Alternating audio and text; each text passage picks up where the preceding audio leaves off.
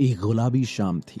आसमान जैसे अनेकों रंगों की रोशनियों से भरा हुआ था, जिनमें गुलाबी रंग धीरे धीरे हावी होते हुए माहौल में एक रूमानियत घोल रहा था।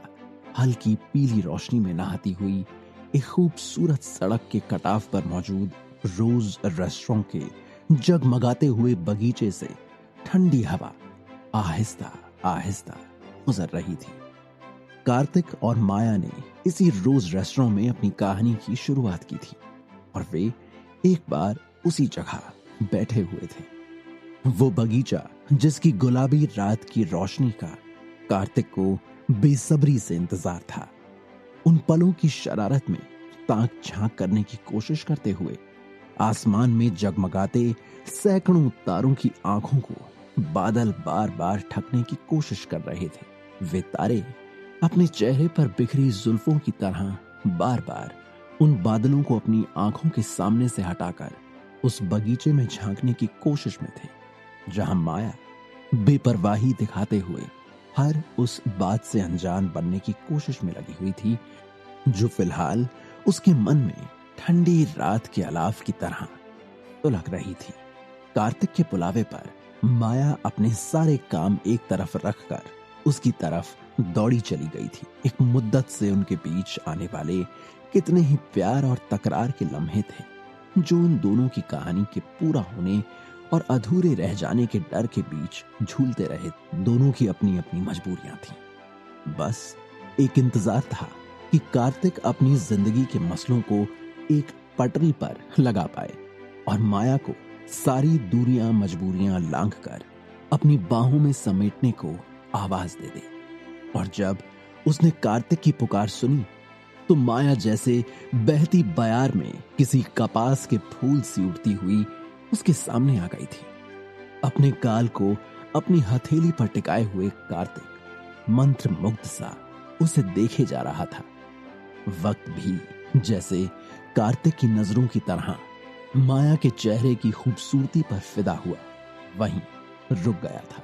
लेकिन कहते हैं कि ना मोहब्बत ना दोस्ती किसी के लिए वक्त नहीं रुकता।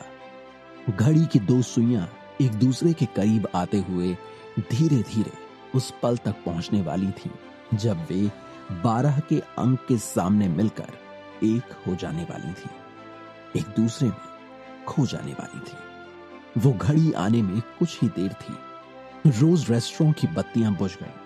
मोमबत्ती की मध्यम पीली और गुलाबी रोशनी के साथ एक हल्का संगीत माहौल में बिखरने लगा। ये संगीत मशहूर संगीतकार इलैयाराजा की बनाई हुई तमिल धुन सुंदरी कन्नल ओरू सेथी की मधुर धुन थी। आसपास बड़ी खूबसूरती से लगे हुए फव्वारे संगीत की धुन के साथ ऊपर और नीचे लहराने लगे। कार्तिक ने माया को उसी बेपरवाही से अपनी बातें करने दिया और हौले से केक का बक्सा सामने लेकर उस पर से प्लेट को हटाकर उसमें एक परी के आकार की प्यारी सी मोमबत्ती लगा दी। मलकाए आ लिया तो फिर मोमबत्ती बुझाई जाए, कार्तिक ने मुस्कुराते हुए कहा।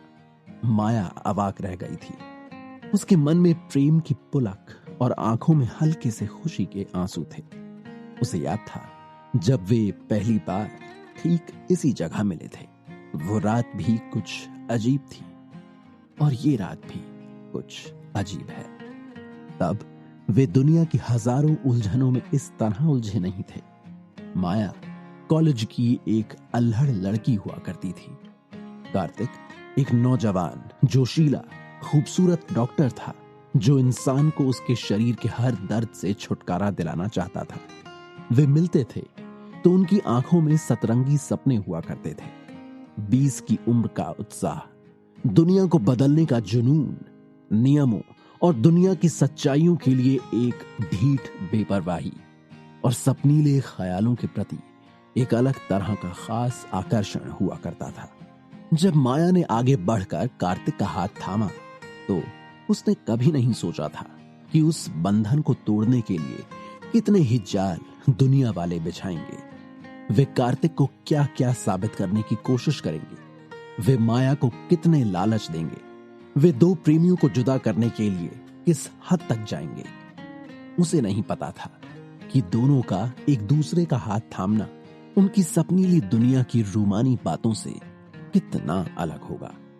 उसे नहीं पता था कि उन्हें अलग कर दिया जाएगा, उन्हें तलाक लेना होगा और फिर दुनिया उससे उसके कार्तिक को हमेशा हमेशा के लिए छीन लेगी। भले ही वो कुछ ही सालों पहले की बात थी, लेकिन इस बीच दोनों ने जैसे कई जिंदगियां जी ली थीं।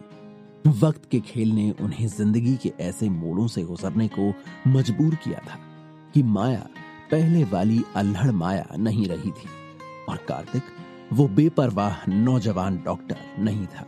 दुनिया के लिए उनका इस तरह बदल जाना शायद फायदे का सौदा था। दुनिया को उसे बचाने के लिए एक हीरो मिल गया था और उसका साथ देने वाली एक नायिका का रोल जैसे माया को मिल गया था। लेकिन अपने अपने दिल में वे बस दो प्रेमी थे जिनके बीच की दुनिया उस बाहरी दुनिया की हर चीज, हर बात से परे एक छोटा सा घरौंदा थी।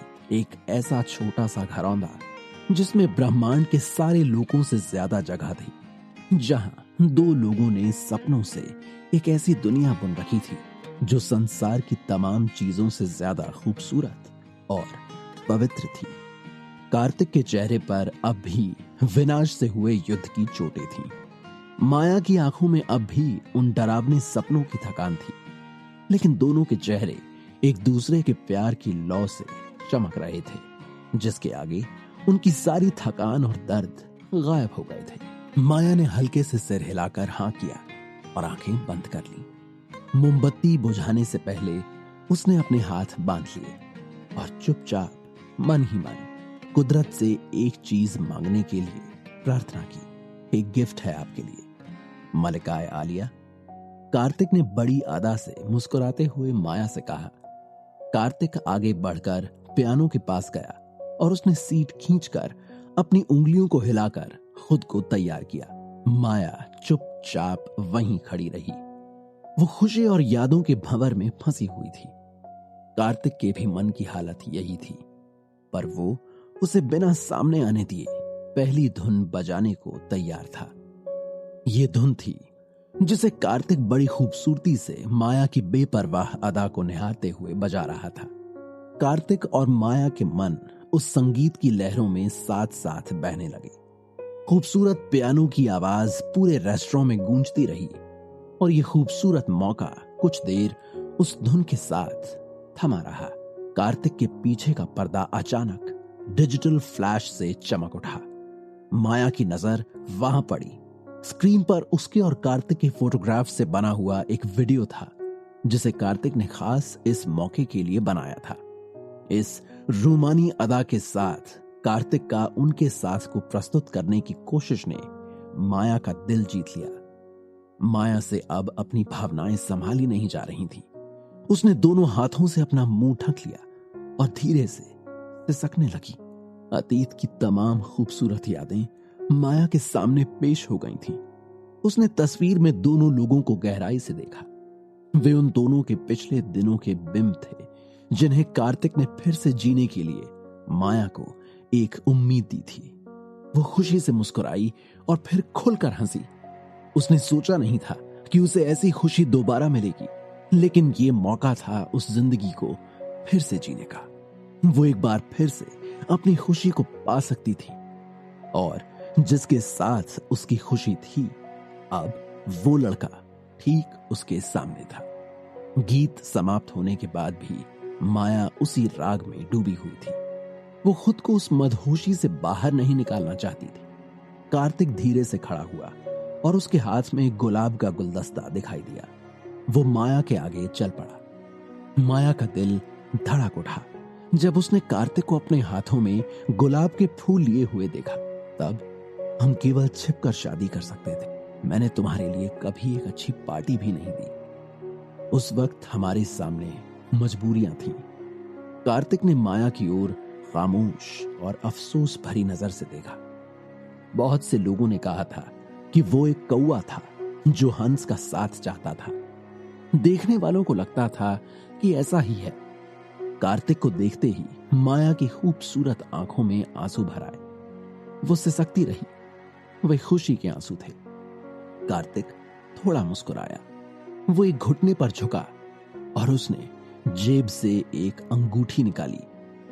माया चिल्लाई। यही वो अंगूठी थी जो उनके पास तब थी जब उनकी शादी हुई थी। उसे मत ढूंढो, मैं पहले ही हमारी अंगूठी ले आया हूं। कार्तिक ने नजर भर के माया की बदहवासी देखी और कहा, तुमने उसे मुझसे चुरा लिया? माया ने शरारती लफ्जों में कहा। कार्तिक हंसा। हाँ, क्योंकि मैं तुम्हारा दिल चुराने के चक्कर में था और ये अंगूठी उस ताले की चाबी लग रही थी। माया खिलखिला उठी। माया, क्या तुम मुझसे शादी करोगी? कार्तिक ने अंगूठी उठाई और माया को प्यार से देखा। वे दोनों एक साथ थे, फिर भी उसे ऐसा करना था क्योंकि वो रस्म अब तक अधूरी थी। वो चाहता था कि माया उसे खुद कहे कि वो उससे शादी करने को तैयार है। माया का चेहरा आंसुओं से भर गया था। वो अपने आंसुओं को पोंछने के लिए अपने हाथ के पिछले हिस्से का इस्तेमाल करती रही, लेकिन जितने आंसुओं को उसने पोंछा उससे ज्यादा को वो रोक नहीं पाई।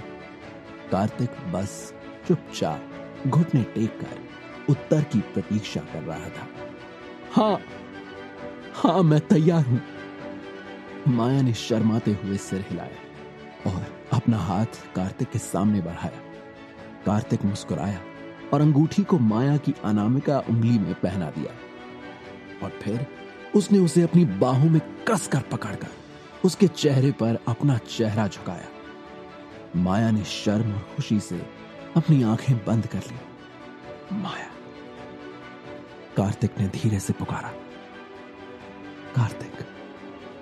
माया अपनी एड़ियों पर खड़ी हुई और उसने कार्तिक के होठों पर अपने होंठ रख दिए। दोनों ने प्यार से एक दूसरे को गले लगाया और जैसे एक युग तक एक दूसरे के आगोश में खोए रहे। वे अब कभी एक दूसरे से एक पल के लिए भी दूर नहीं होना चाहते थे। उनके मन में वक्त के इस पल को थाम लेने का भाव था।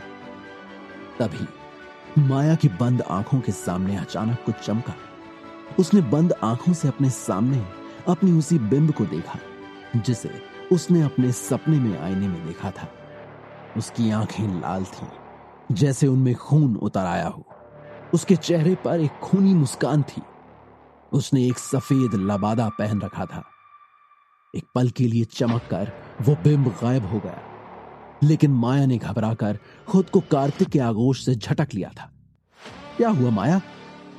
कार्तिक ने चौंक कर पूछा। ओह, कुछ नहीं। पिछले कुछ दिनों में मैंने बहुत अजीब से बुरे बुरे सपने देखे हैं। शायद मैंने नींद में उठकर सामान भी इधर उधर किया। उसी एक सपने की याद आ गई अचानक से। माया ने किसी गैर जरूरी बात की तरह कार्तिक को बताया। कार्तिक के चेहरे पर चिंता की लकीरें दौड़ गईं। कार्तिक ने पूछा, क्या था उस सपने में? उस सपने का राज माया और कार्तिक की कहानी के अगले भाग को जानने के लिए सुनते रहिए पॉकेट एफएम पर कैप्टन कार्तिक की कहानी का अगला भाग।